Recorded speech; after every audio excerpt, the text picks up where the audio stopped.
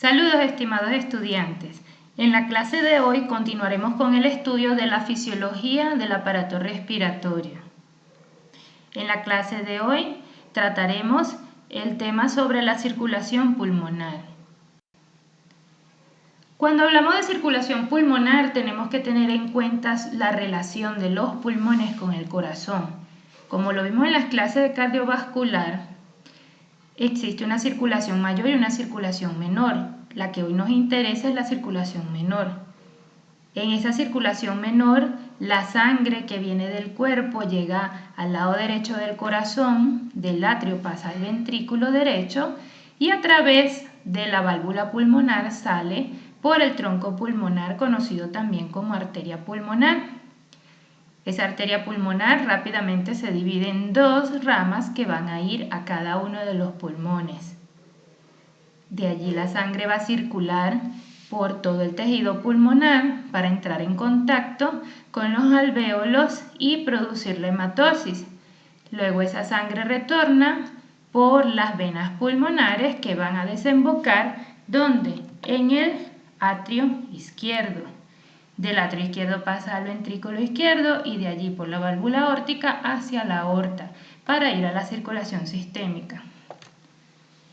Lo importante de la relación entre los pulmones y el corazón es que a través de ellos debe pasar la misma cantidad de sangre que circula a nivel sistémico.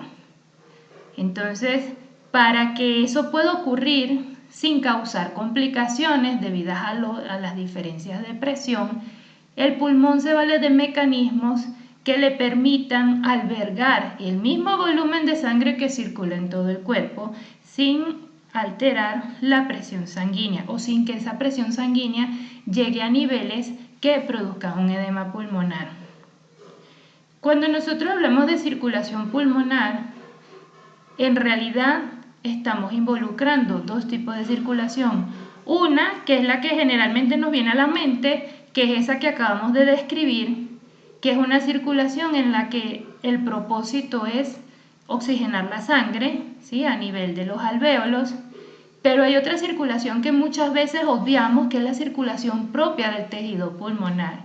Esa circulación propia se llama circulación bronquial y esa circulación bronquial llega a los pulmones a través de una arteria muy pequeña que se llama arteria broncoesofágica.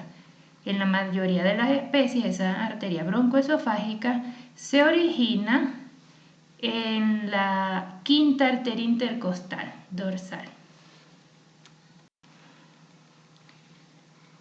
Cuando estudiamos las arterias pulmonares, nos fijamos que las arterias más grandes tienen una característica particular, que tienen mayor tejido elástico, entonces son elásticas.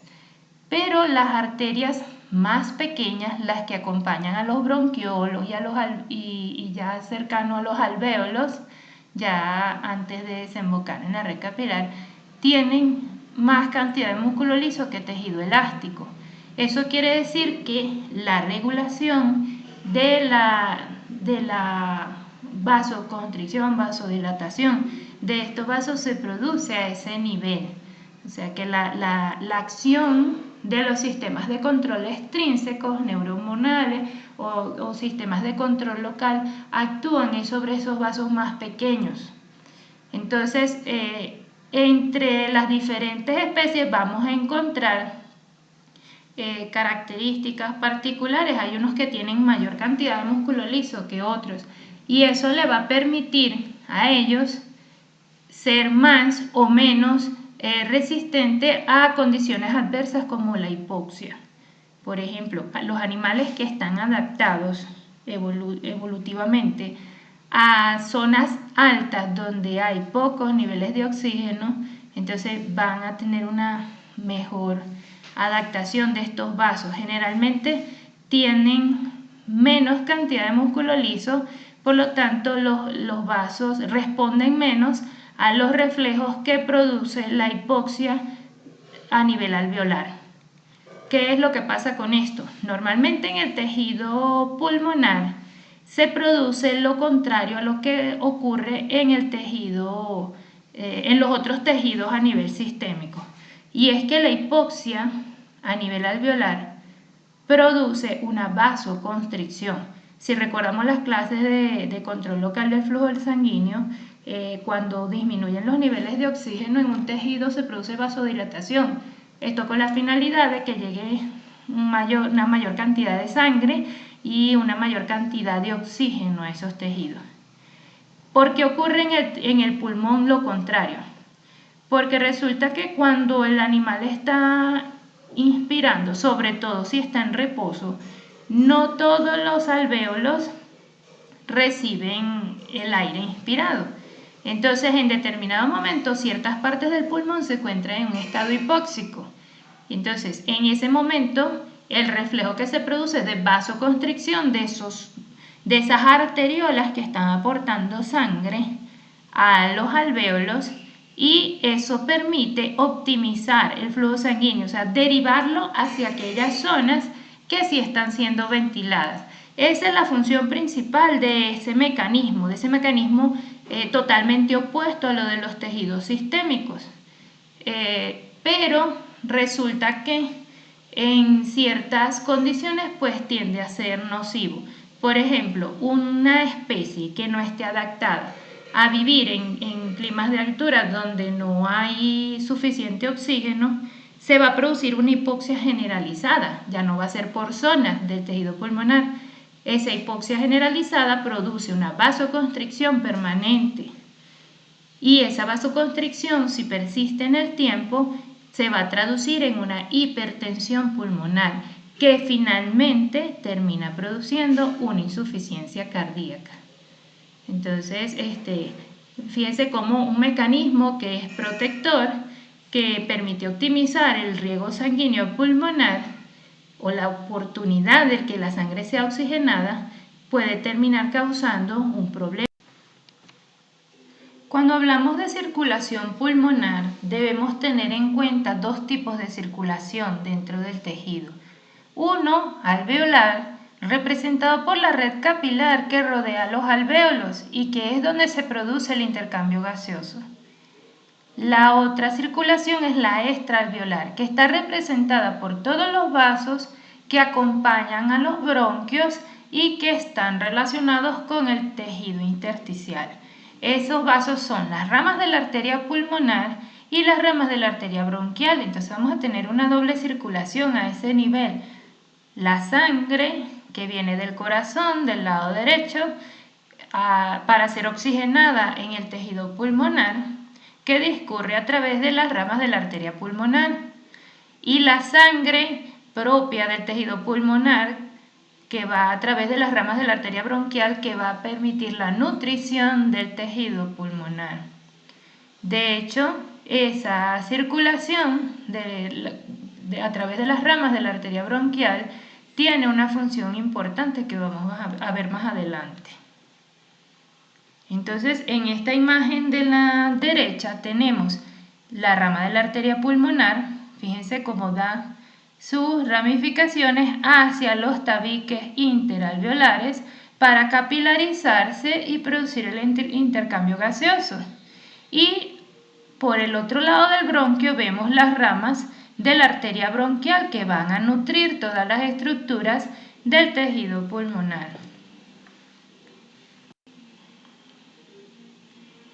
Esa arteria bronquial se origina de la arteria broncoesofágica. Esa arteria broncoesofágica se origina de la aorta.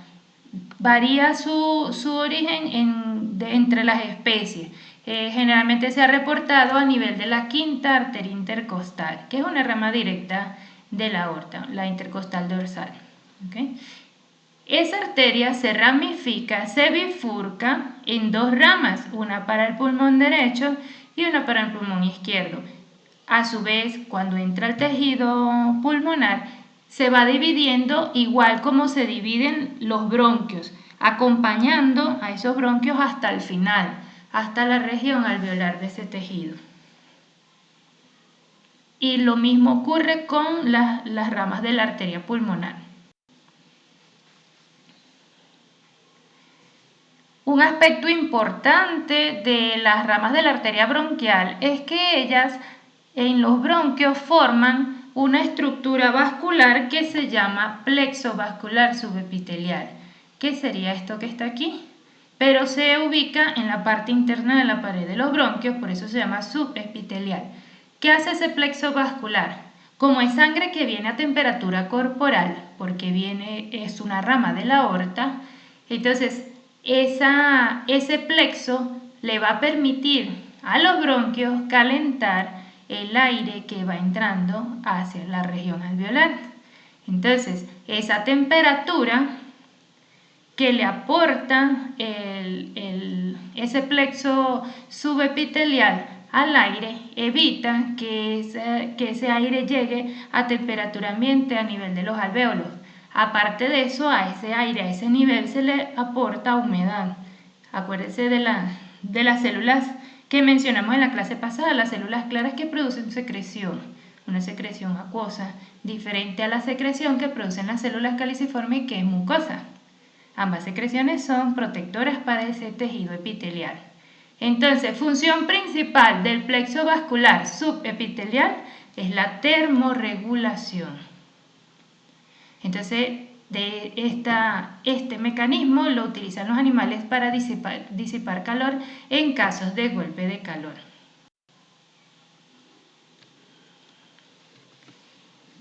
La sangre que llega a los pulmones debe ser drenada, ¿sí? Entonces tenemos la sangre que entra por la arteria bronquial, que va a nutrir el tejido pulmonar, debe salir, ¿sí?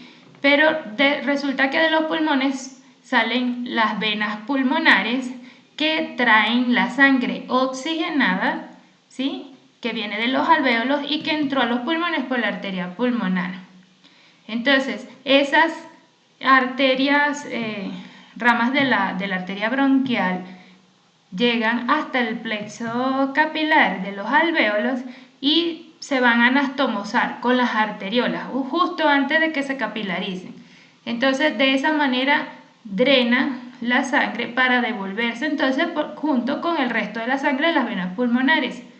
Pero hay otra vía menos común, pero que sí puede encontrarse, que es el drenaje hacia la vena ácigos derecha. ¿Qué es esa vena ácigos?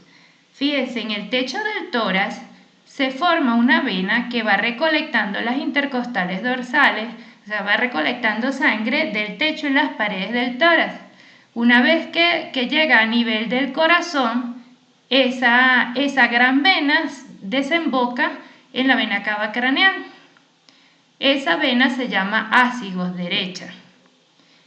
Entonces las venas provenientes de la irrigación a través de la arteria bronquial, las venas que se forman pueden desembocar en esta vena ácigo derecha.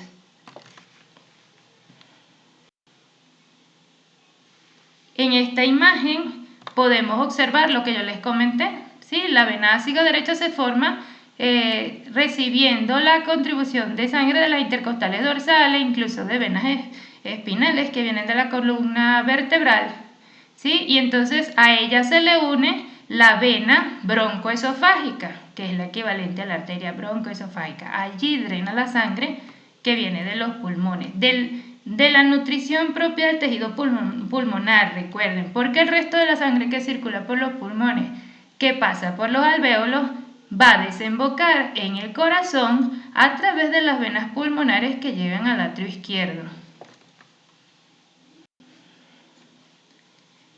Y aquí podemos observar lo que yo les mencionaba.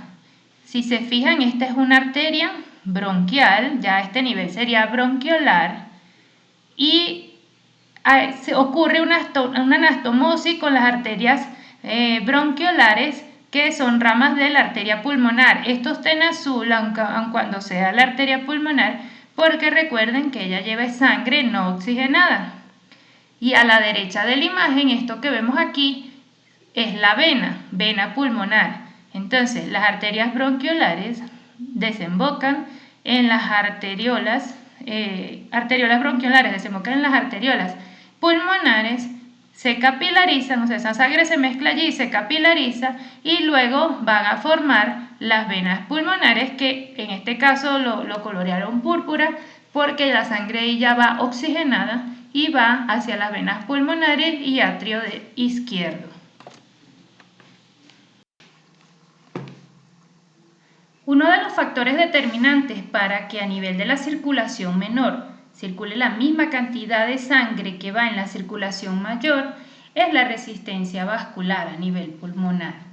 Esa resistencia vascular es mucho menor que la resistencia vascular periférica y eso se debe a varias características particulares. Una es que la presión arterial media en la arteria pulmonar rondea los 15 milímetros de mercurio, ¿sí? En canino puede ser 13 milímetros de mercurio. La presión dentro de la aurícula izquierda, que es donde va a desembocar la sangre que viene de los pulmones, es de 4 milímetros de mercurio. Eso quiere decir que la presión de perfusión aquí sería aproximadamente unos 11 milímetros de mercurio, 8 en el perro, como lo habíamos visto en la clase de cardiovascular. Además de eso, la presión capilar media es de 17 milímetros de mercurio, mucho menor que la presión capilar media a nivel periférico. Entonces, si nosotros nos fijamos, la presión de perfusión es muy pequeña, es muy inferior a la presión de perfusión en otros tejidos. Entonces, esta presión pues opone muy poca resistencia al flujo, o sea, indica que hay muy poca resistencia al flujo. Y esa poca resistencia al flujo permite que pase un mayor volumen de sangre a través de los pulmones con cada ciclo cardíaco. Esa poca resistencia se debe en parte a la gran distensibilidad arterial a nivel pulmonar y esta está representada en su mayor parte por las arterias más pequeñas y arteriolas que, como les decía, tienen menor cantidad de fibras elásticas y más cantidad de músculo liso. Otro aspecto que le permite, otro punto importante que les permite al pulmón aumentar en determinado momento su capacidad para recibir el flujo sanguíneo es la redistribución del flujo hacia aquellos vasos que se encuentran colapsados en determinado momento. Recuerden lo que yo les decía, no todo el tejido pulmonar se ventila al mismo tiempo, siempre hay zonas del pulmón que no son ventiladas y ese hecho de que no sean ventiladas hace que haya vasoconstricción de las arteriolas bronquiolares. Entonces, cuando se necesita aumentar el paso de sangre a través de los pulmones, esos vasos, al haber un aumento de la presión sanguínea por aumento de la frecuencia cardíaca, por ejemplo, en el ejercicio, entonces esas arteriolas se van a relajar, se van a dilatar y van a permitir el paso del flujo sanguíneo y eso automáticamente disminuye muchísimo más la resistencia vascular para darle la capacidad de pasar sangre a través de ese tejido. Si esto no ocurriera, entonces el aumento de la presión arterial durante el ejercicio por un aumento de la frecuencia cardíaca y del gasto cardíaco provocaría la extravasación de líquido al tejido intersticial y podría interferir con el intercambio gaseoso, produciendo lo que se llama un edema pulmonar. Cuando hablamos de circulación pulmonar, debemos tener en cuenta cómo se distribuye ese flujo sanguíneo en los pulmones. En nuestros animales domésticos, el flujo sanguíneo se distribuye de manera muy distinta a los humanos. Si se fijan bien, la posición de los pulmones en el humano con respecto a la arteria pulmonar es muy distinta a la que tiene los pulmones de los animales con respecto a la arteria pulmonar, que en este caso no se ve porque el corte está a nivel del atrio izquierdo y ventrículo izquierdo. Entonces, en humanos, como estamos en posición erguida, esa sangre que llega a los pulmones se distribuye dependiendo de la gravedad. Y por eso, entonces, la porción del pulmón que está por encima de la arteria pulmonar tiene mucho menor perfusión sanguínea que la porción que está por debajo. y la parte media pues tiene una perfusión de tipo intermedia. Eso es determinado por la gravedad. En animales, como ambos pulmones, o sea, la mayor parte de los pulmones tiene un nivel medio con respecto a la arteria pulmonar, la distribución del flujo sanguíneo no depende directamente de la gravedad.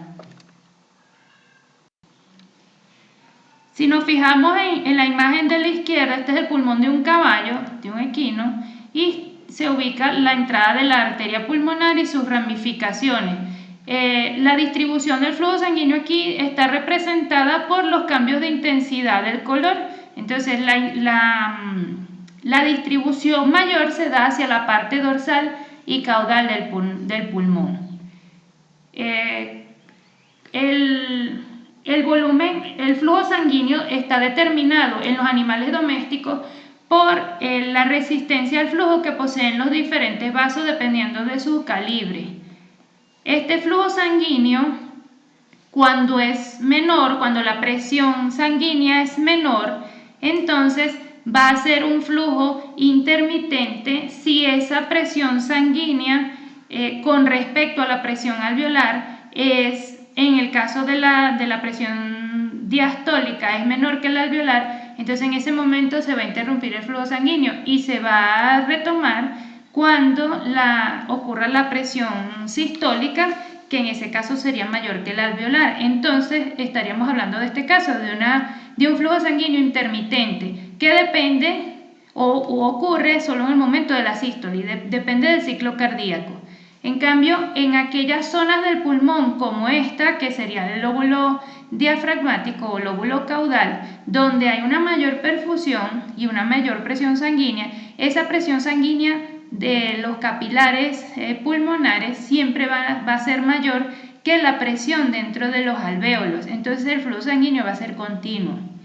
Y en aquellas zonas, como por ejemplo estas que están coloreadas de un color más pálido, donde la presión sanguínea es menor y nunca va a vencer a la presión alveolar, entonces el flujo sanguíneo está obliterado, está cortado. Entonces, cuando eso determina que hayan zonas que en reposo no tengan flujo sanguíneo. Entonces, cuando el animal es sometido a ejercicio y la presión sanguínea a nivel de la arteria pulmonar aumenta, porque aumenta la frecuencia cardíaca y el gasto cardíaco, entonces esa presión a nivel de los capilares que estaban colapsados va a aumentar y va a vencer a la presión de los alvéolos y va a poder restablecerse. Entonces, esa condición le permite al pulmón mantener una presión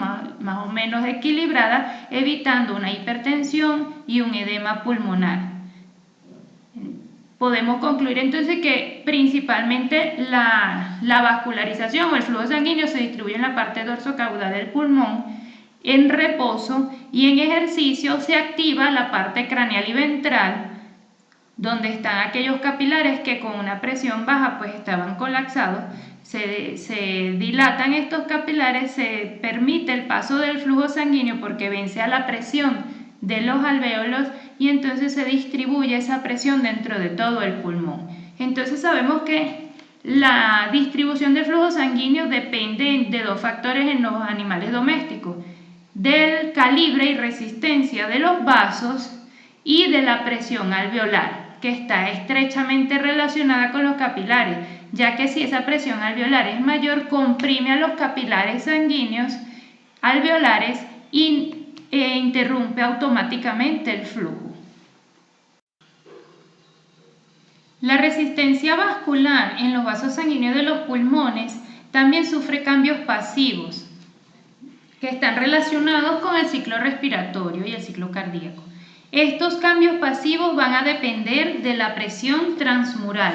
Recordemos que la presión transmural es aquella que se obtiene de la diferencia de presión entre el interior de un vaso sanguíneo y el tejido intersticial. Esa presión transmural puede aumentar durante el ejercicio porque aumenta la frecuencia cardíaca y directamente aumenta la presión arterial, y durante la inspiración. ¿Por qué durante la inspiración? Porque resulta que durante la inspiración aumenta la presión negativa dentro del tórax y eso directamente influye sobre el tejido que rodea al vaso sanguíneo y produce una disminución de la presión del tejido intersticial. Por lo tanto, la presión que está dentro del vaso sanguíneo va a ser mayor que la del tejido intersticial y va a tender a dilatar ese vaso. En la expiración ocurre lo contrario. En la expiración hay un aumento de la presión dentro del tórax. Esa presión entonces va a ser mayor en el tejido intersticial que en el interior de la arteria, por lo tanto la presión transmural va a disminuir y automáticamente el calibre del vaso sanguíneo también. Algo distinto ocurre en los capilares sanguíneos que rodean a los alvéolos.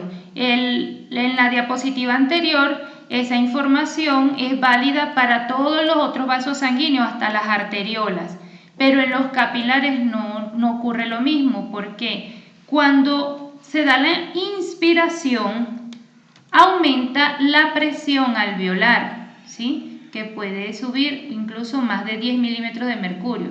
En esta imagen, supongamos que esto es el alvéolo, el interior del alvéolo, y la presión alveolar está aumentando. Ese alvéolo, al aumentar de tamaño y aumentar su presión, directamente va a hacer presión sobre la red capilar que lo rodea y va a comprimir estos vasos. Entonces, durante la inspiración, aun cuando disminuye la presión, o sea, se hace más negativa dentro del tórax, el hecho de que entre aire a los alvéolos hace que produzca una compresión de los vasos alveolares.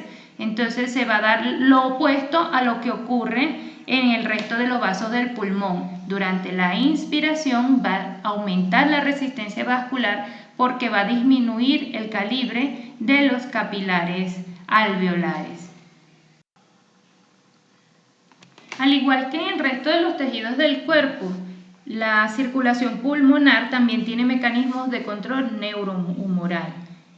En el caso del sistema nervioso autónomo simpático, que se activa en el ejercicio, en situaciones de estrés, la descarga de adrenalina y noradrenalina produce una vasoconstricción a nivel pulmonar, aumentando la resistencia vascular periférica.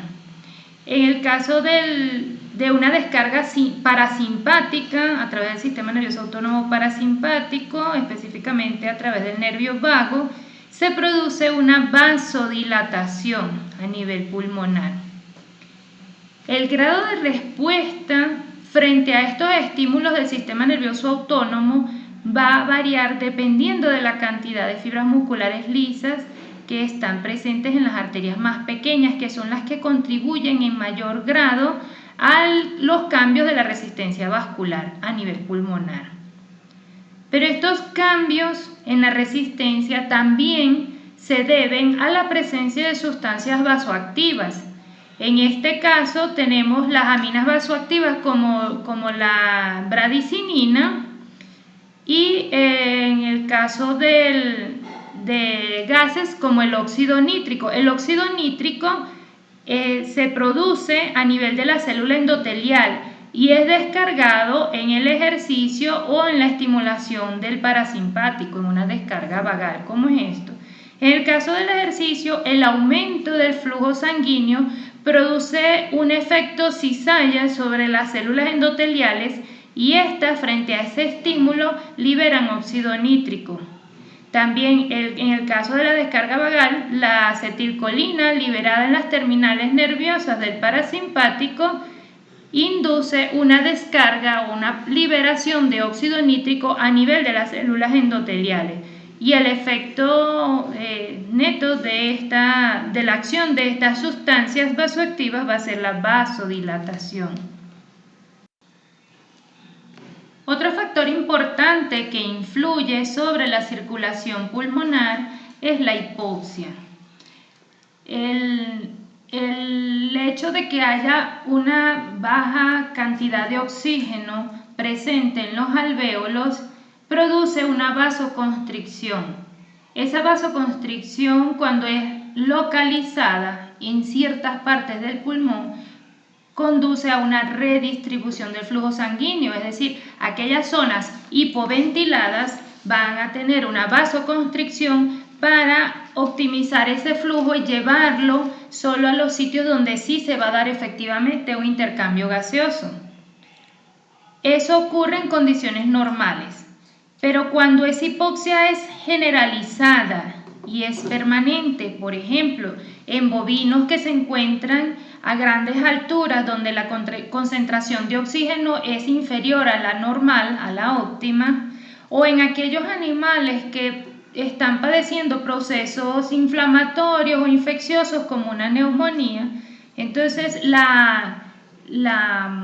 el efecto que ocurre es que hay una baja concentración de oxígeno a nivel alveolar y como es generalizada, se produce una vasoconstricción a nivel de todo el pulmón y eso va a repercutir sobre la presión sanguínea a nivel de la arteria pulmonar, produciendo una hipertensión pulmonar.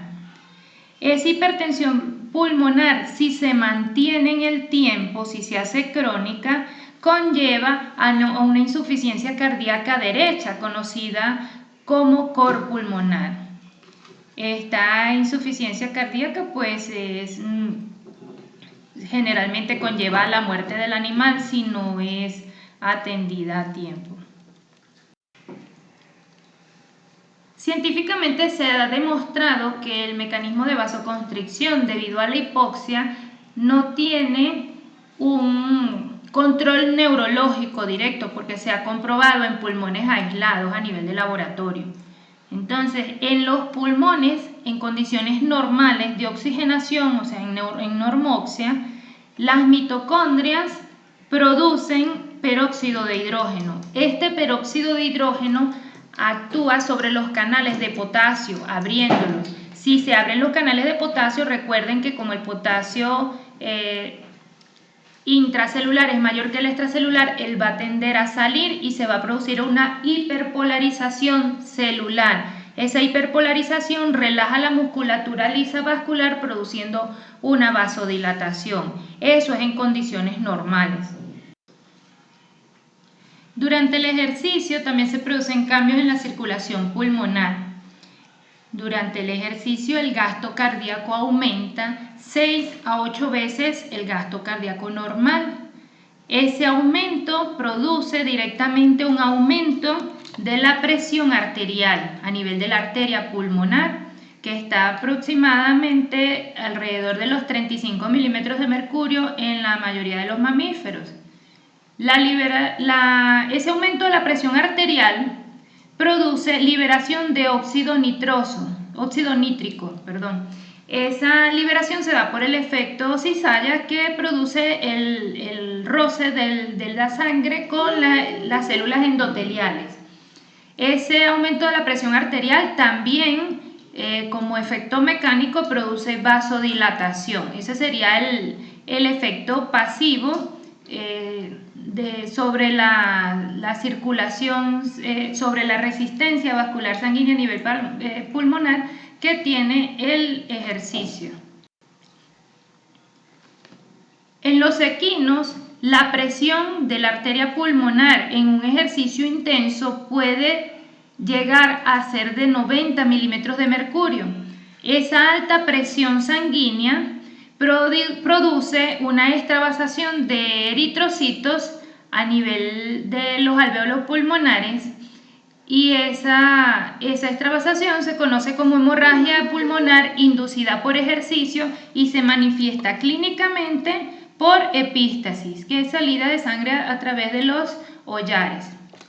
Bien, con esto hemos terminado la clase de circulación pulmonar. Recuerden entonces que la circulación pulmonar tiene varios factores que la afectan y que regulan entonces la distribución de esa sangre a nivel del tejido pulmonar. Gracias.